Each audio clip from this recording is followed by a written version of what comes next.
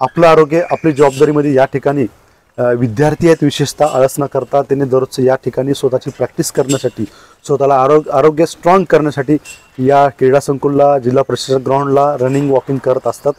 त्यांचं नाव आहे प्रेमलता मुरकुटे. हे प्रॉपर अहमदपूरचे किनगावमधले आहेत. तुम्ही बघू शकता की यांना बघल्यानंतर आपल्याला देखील स्पिरिट येऊ शकतो. असे विद्यार्थी आहेत. आपण त्यांना विचारूया त्यांचं पूर्ण नाव काय. आपलं पूर्ण परिचय द्या.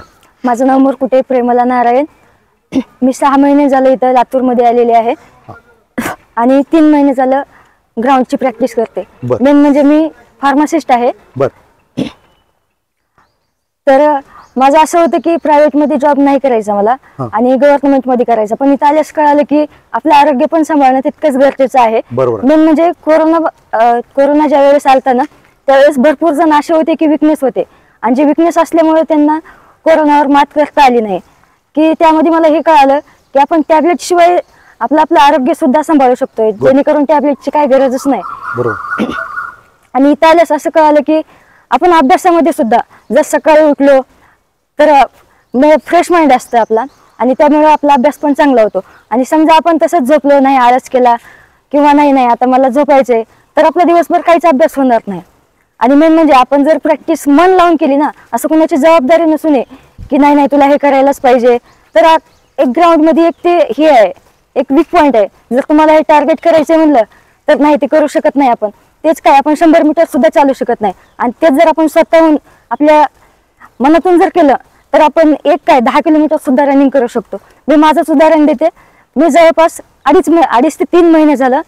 मला पहिल्यांदा टाइम लागत होता 3 किलोमीटरला 30 मिनिटं लागत होता. मी सरला देखील सांगितलं होतं.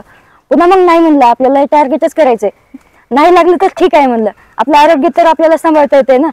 त्यामुळे मी मन लावून प्रॅक्टिस करायला चालू केली आणि आता एक 8-10 दिवस झालं मी माझा टाइम काढला होता. तर 3 किलोमीटरचा जवळपास 12 मिनिटं टायमिंग आलता. पण म्हणजे सरचा पण तेवढाच माझ्या प्रोग्रेस मध्ये हात आहे आणि आमच्या अकॅडमीचा सुद्धा आहे. आता जे विद्यार्थी आहेत, जे 12वीचे आहेत, ग्रॅज्युएशनचे आहेत, ते विद्यार्थी व्यायाम करण्याचा आळस करतात. अशा विद्यार्थ्याला आपलं सांगणं काय? आळस करण्याचं त्यांचं एकच कारण आहे, असं मला वाटतं की त्यांनी अभ्यासाचा जास्त स्ट्रेस घेतलेला आहे. तर स्ट्रेस घेण्याची काही गरज नाही असं मला वाटतं. कारण आपण स्वतः करायचं ना, असं नाही की आपल्यावर कोणाची जबाबदारी आहे. आपण जर स्वतः तिथं जर इन्व्हॉल्व झालं ना तर असं काही गरज नाही. आणि मेन म्हणजे आपल्याला ते टार्गेट पण अचीव्ह करता येत. एवढंच म्हणजे व्यायाम करणं गरजेचं असं म्हणणं आहे. हा, व्यायाम केलं नाही काय की आपलं माइंड एकदम फ्रेश होतो. बघू शकता की इथं विद्यार्थी आहेत. अगोदर त्याने साधारणतः 30 मिनिट लागायचे 4 किलोमीटरसाठी, पण आता त्याने फक्त 12 मिनिटामध्ये 4 किलोमीटर रनिंग केले आहेत. आणि हे फक्त हे व्यायाममुळेच होऊ शकतं, दररोजच्या प्रॅक्टिसमुळे होऊ शकतो. या ठिकाणी सर्व विद्यार्थी येऊन स्वतःचं आरोग्य स्ट्रॉंग करतात आणि पोलीस भरतीमध्ये देखील त्यांना जायचं आहे. आपल्या सर्वांचा मनापासून खूप खूप धन्यवाद. आपण पोलीस भरतीमध्ये जाल, तुम्ही तुमच्या करिअरमध्ये चांगल्या पद्धतीने यशस्वी व्हाल, कारण की तुम्ही सकाळी उठून व्यायाम करता, स्वतःला स्ट्रॉंग करता. आपल्या सर्वांचं देखील मनापासून खूप खूप धन्यवाद. जय हिंद. जय हिंद. जय हिंद. जय भारत. जय श्रीराम. जय श्रीराम.